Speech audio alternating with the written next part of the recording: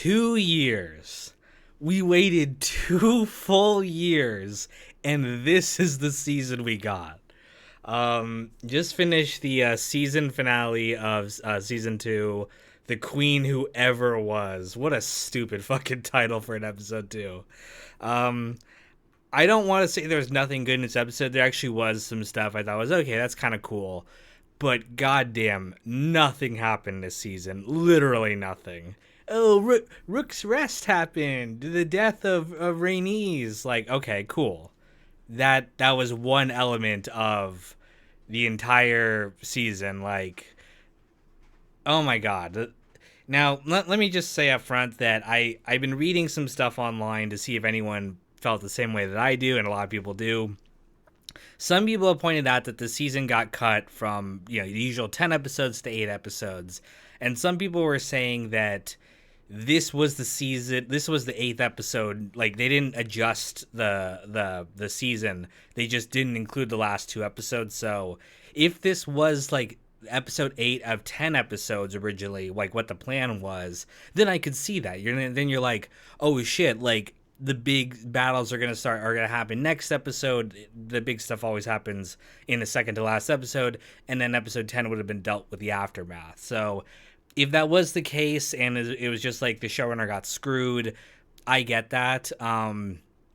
HBO absolutely does fuck over its shows sometimes like that. Ask Rome, ask Deadwood, but even still, I have to judge this season as a piece of art. And my god, what a boring and repetitive season. And even though there are some arcs that are tied up here, it's still like, God, like, I don't know. It's like we were edging for 2 years and we didn't even get to come. Like what the hell?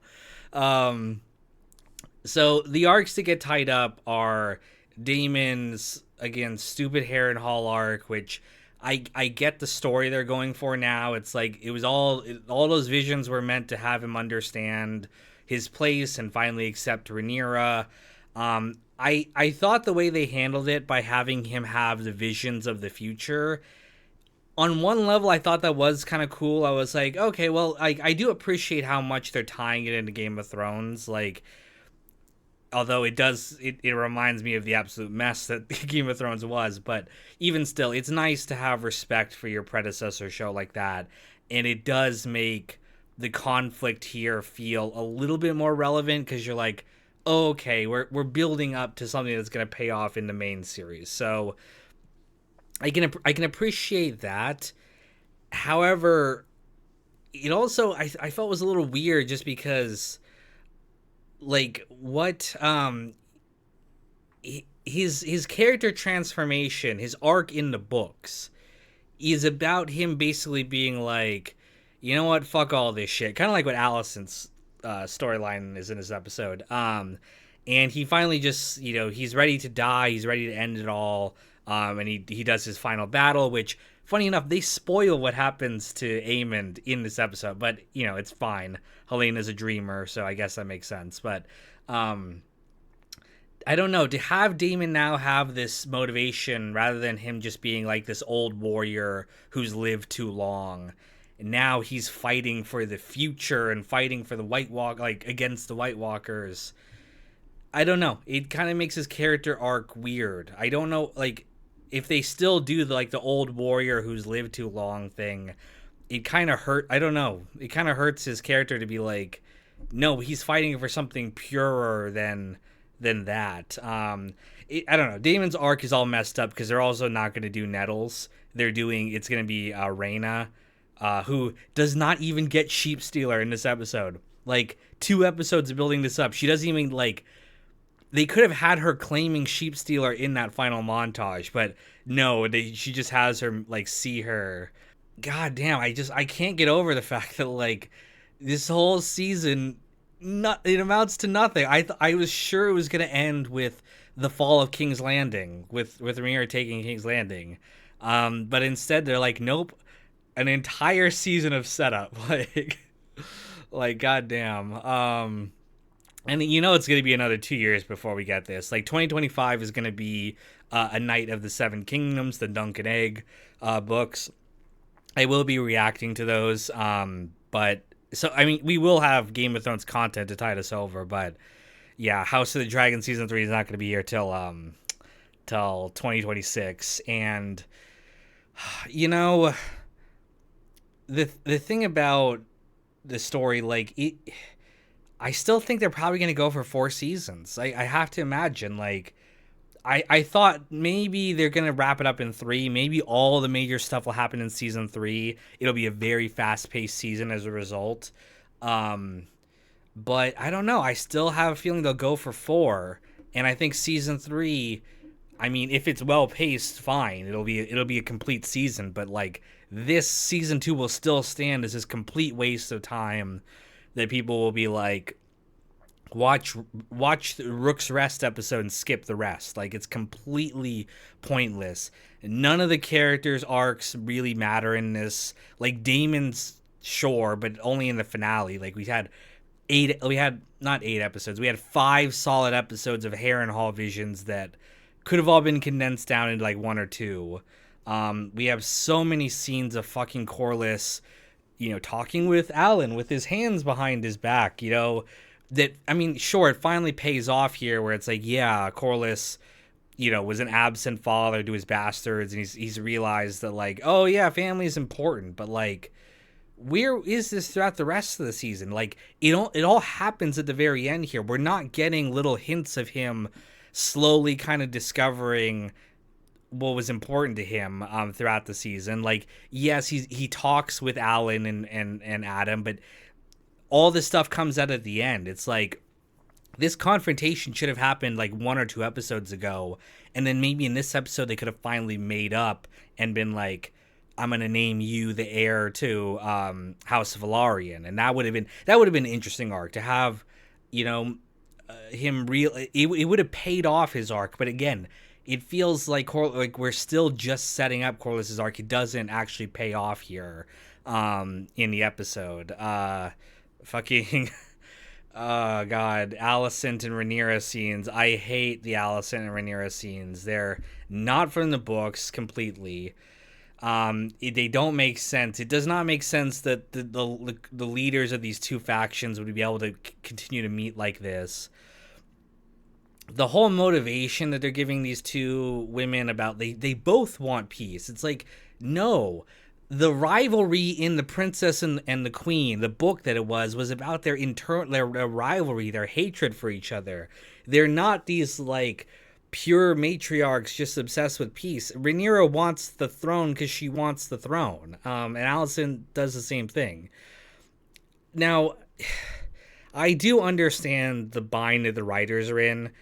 If you actually look at the story presented in I guess in all the history books, Fire and Blood specifically, Alicent is not a really well fleshed out character. And neither really is Rhaenyra. None of the characters are really that fleshed out. They're all awful people, and that's okay when it's a history. But I understand their instinct as writers to give them kind of more complex characters and more complex motivations. But the problem is Alicent just feels so wishy-washy. She's like, she's against Rhaenyra, then she's for Rhaenyra, then she's against Rhaenyra, then she's for Rhaenyra, and I get that, again, she's realizing how awful her sons are, but this just doesn't make any sense that, like, oh yeah, she realizes she's wrong, and so she's gonna agree to have Aemond or have Aegon die. Like, this is not the woman from The Princess and the Queen. This is not the woman from, I haven't actually read Fire and Blood, but like the Hightowers were so motivated by family and wanting to put their family on the throne that like this just doesn't make any sense to me to have this be her character arc. Oh god, it's just so awful. Like, I mean, Rhaenyra, they just want to whitewash her so badly. They want her to be like, I can't fight this war, you guys. What if an innocent peasant dies in the crossfire? It would be wrong of me to attack King's Landing. Like, it's so... Oh god, they're not gonna make Rhaenyra a bad person, like, never. I really don't.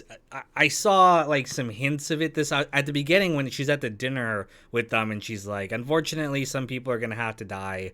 I was like, well, maybe they're gonna do that storyline. It's a little late to start hinting at that now, but maybe. But no, even by the end with Allison, she's like, we have to have this. We have to do this bloodless. We can't let the innocents die. Like, no, this is not.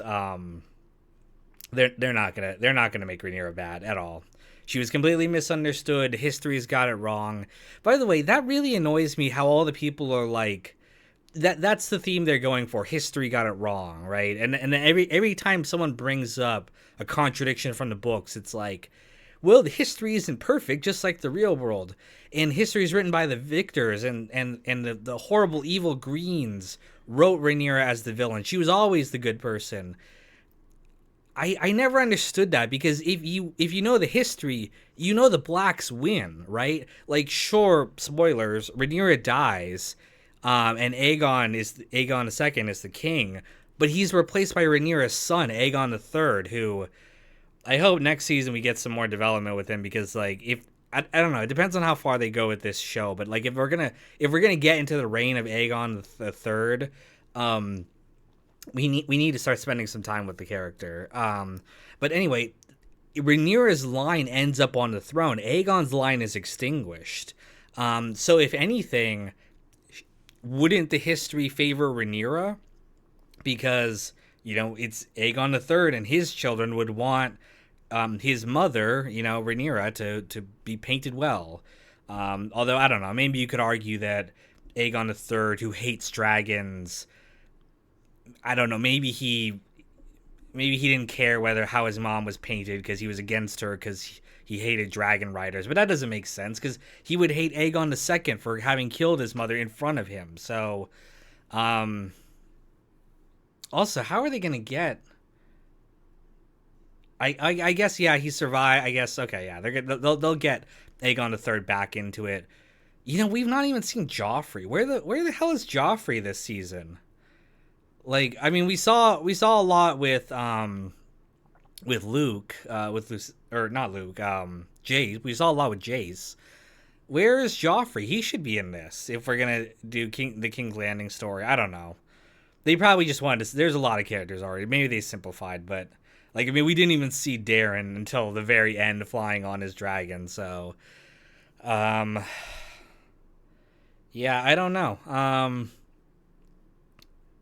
A few cool things this episode, but really a big disappointment. Like, I can't recommend this season at all. It's very weak. Well, we'll see how A Knight of the Seven Kingdoms does. The fact that they're making an entire season out of a small little novella like that does not bode well for me. But we will have to see. But I guess for now I will follow Allison's lead and set the crown aside because it brings nothing but trouble. So, thank you all for listening to this season's reactions. I'm sorry, this season was so terrible, but we'll see how it goes in 2 or 3 years when the next season comes out. But hopefully, it's actually 10 episodes this time. But either way, thank you guys for listening, and I'll talk to you then.